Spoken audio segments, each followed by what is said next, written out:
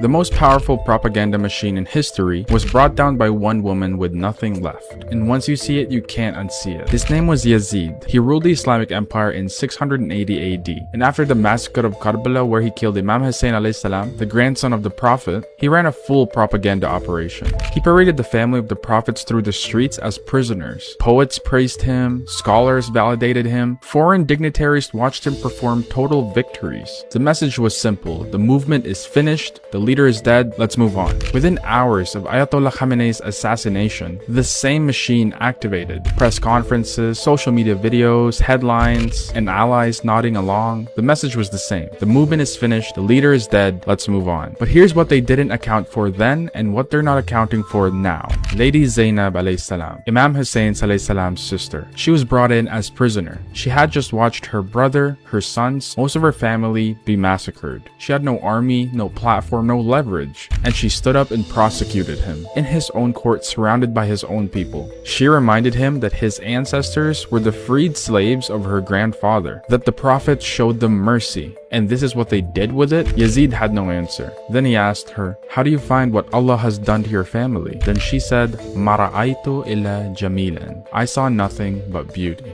That line rewired the entire room. Yazid expected her to break. He expected tears. He expected her to hand him the moment, but yet she gave him something he had no answer for. Tawheed. The belief that Allah is in control of everything, that every event, even the massacre of the Prophet's family, is part of his design, that the ones killed in his path are alive with him. She looked at the worst thing that had happened to her and said, "I see Allah's hand in this." Try building a propaganda machine against that, because propaganda works on people who are afraid. People who need the world's approval. People who break when power turns against them. Lady Zainab alayhi salam had already surrendered to something bigger than Yazid's entire empire, so his performance meant nothing. Yazid let her go. Then she told everyone what happened in Karbala. And the Umayyad Empire, the most powerful Islamic state of its time, is in history books now. Her words are still being spoken, especially right now. Ayatollah Khamenei was assassinated. His son who was with him had survived and was appointed within days. The movement didn't collapse, because when the people's conviction is rooted in Allah subhanahu wa ta'ala and not in any single man, you cannot decapitate it. And the way it survives is through voices. People who choose to speak the truth when the propaganda machine is telling everyone to stay quiet.